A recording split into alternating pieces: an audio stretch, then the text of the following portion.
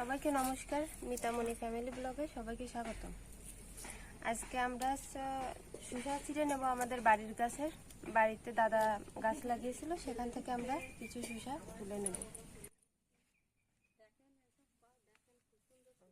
এই দেখেন আমাদের বাড়ির ন্যাচারাল সার ছাড়া শসা, আমাদের বাড়ির ক্ষেতে।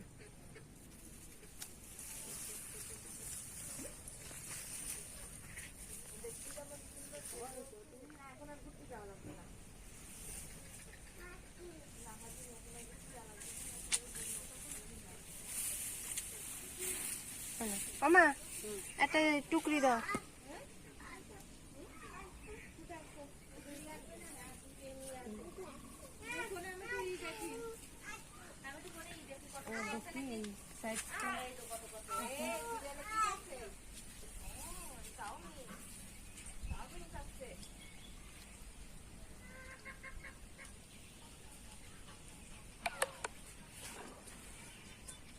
বড়টা আছে নাকি?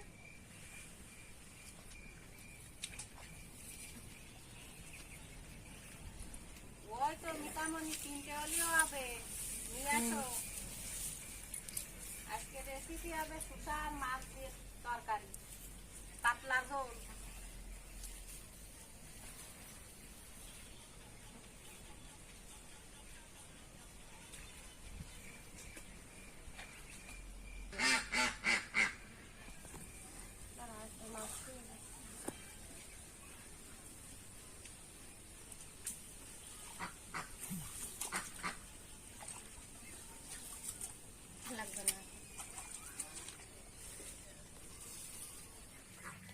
এই দেখুন বন্ধুরা, আমাদের বাড়ির গাছের শসা। এখন এগুলো আমরা কেটে নেব তরকারি রান্না করার জন্য। আর ওই পাশে মা উনুন ধরাচ্ছে মাছ ভাজি করার জন্য। এখন শসাগুলোকে খোসা ছাড়িয়ে নেব।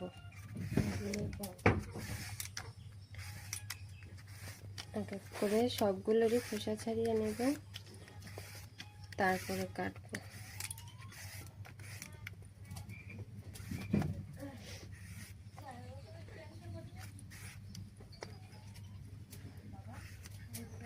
বাড়ির গাছের শসা বন্ধুরা, মুখটাও খাওয়া যায়, একটুও তিতা না। এই দেখেন, এইবার আমরা এই শসা আর মাছ দিয়ে পাতলা ঝোল করব। তার জন্য এই কড়ই চুলোর পরে দিলাম, আমাদের মাটির চুলা। এবারে মাছটা আমরা লবণ হলুদ দিয়ে একটু মাখিয়ে নেব।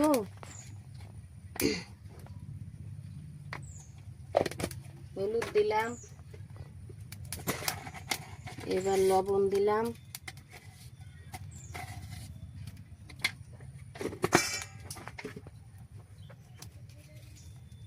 দিয়ে আমরা মাছটা নাড়িয়ে চাড়িয়ে একটু ভালো করে মাখিয়ে নিলাম। এবার কড়ইতে আমরা তেল দিয়ে দেব। কড়ইটা গরম হয়ে গেছে, তেল দিয়ে দিলাম। কড়ইটা ধরে এবার তেলটা একটু ঘুরায় লাগিয়ে দিলাম কড়াইতে সুন্দর করে।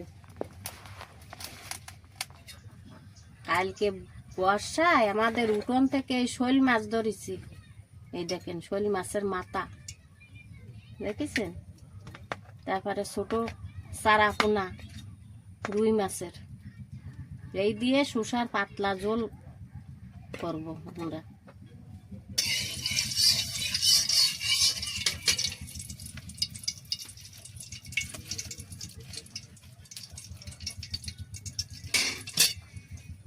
পাতলা ঝোল খাওয়া ভালো বন্ধুরা।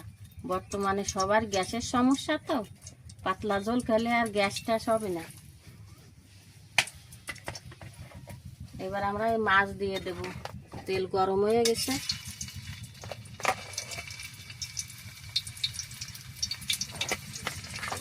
এই শোল মাছ দিয়ে দিচ্ছি।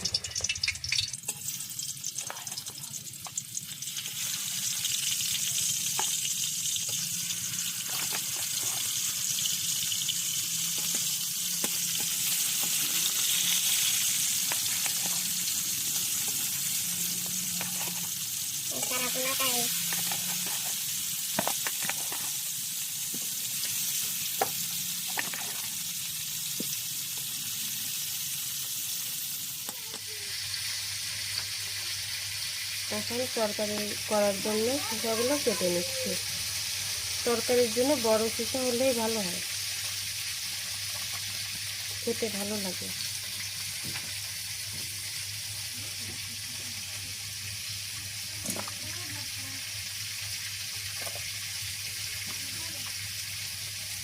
এভাবে আমরা কাটবো আর এই বিচিগুলো ফেলে দেবো। এই দেখেন বন্ধুরা, আমাদের বাড়ির গাছে বরবটি, এই কত হয়েছে, নতুন গাছ তো তাই অল্প, তাই এগুলো আমরা কেটে নেব, শসার ভিতর দিয়ে রান্না করব। কারণ এত পরিমাণে অল্প, এক তরকারি তো হবে না, তাইতে আমরা নষ্ট না করে শসার ভিতর দিয়ে দিচ্ছি, বাড়ির গাছের তো। আমরাও আজ প্রথম খাবো আমাদের গাছের এই বরবটিগুলো।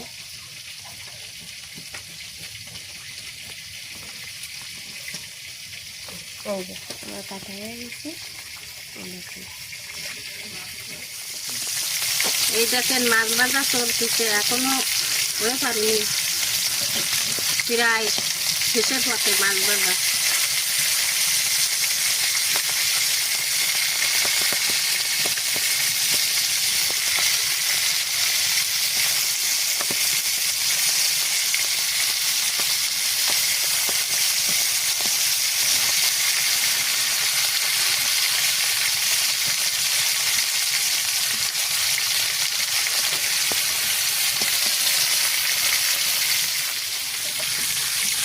মাছ ভাজা হয়ে গেছে, এবার আমরা জল দিয়ে দিলাম।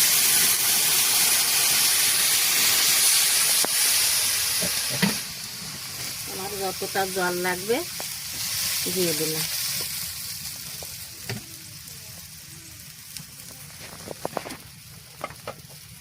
এবার আমরা একটা ঢাকনা দিয়ে ঢেকে দিব। তারপরে কিছুক্ষণ পর আবার দেখবো কত দূর কি হয়েছে, কত দূর।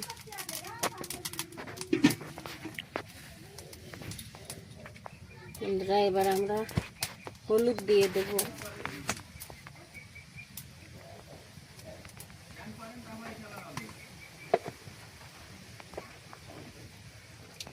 পরিমাণ মতো লবণ দেব,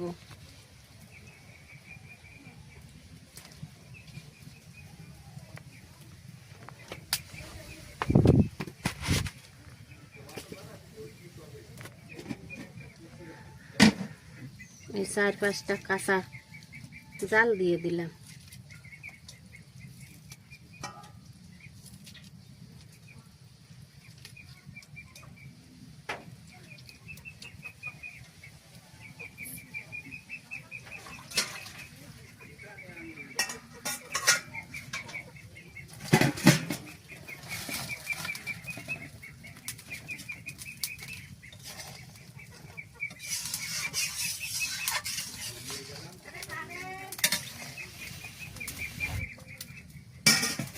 ধুয়ে রাখা শসাগুলো আর 2-4টে বরবটি তাই দিয়ে দেব।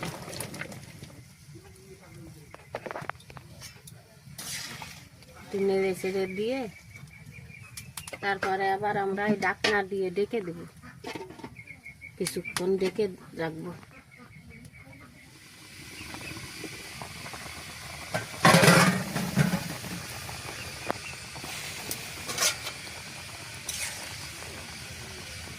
এবার আমরা বন্ধুরা জিরে ফোড়ন দেব, তরকারিটা প্রায় হয়ে এসেছে। এবার আমরা জিরে ফোড়ন দিয়ে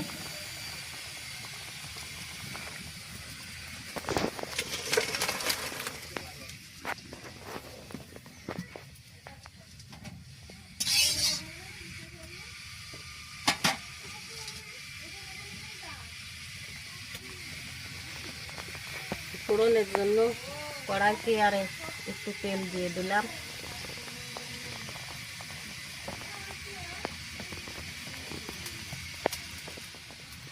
তেলটা এবার গরম হয়ে গেছে, জিরেটা দিয়ে দিলাম ফোড়নে।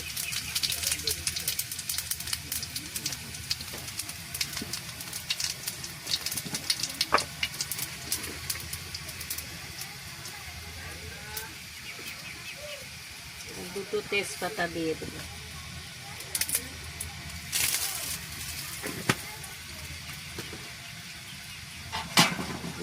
তরকারিটা কড়াইতে।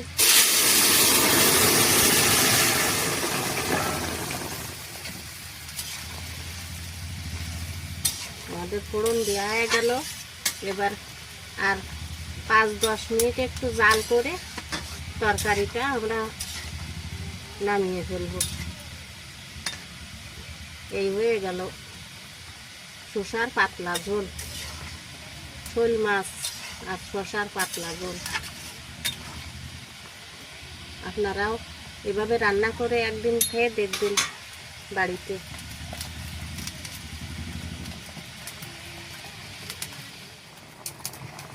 এই যে বন্ধুরা, আমার তরকারি হয়ে গেছে, নামিয়ে নিলাম।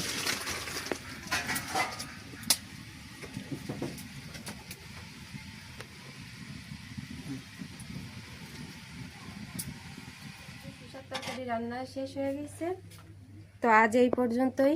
ভিডিওটি ভালো লাগলে একটি লাইক করবেন, কমেন্ট করে মতামত জানাবেন, আর ভিডিওটি ভালো লাগলে চ্যানেলটি সাবস্ক্রাইব করে পাশে থাকবেন। তো আজ এই পর্যন্তই, দেখা হচ্ছে পরের ভিডিওয়।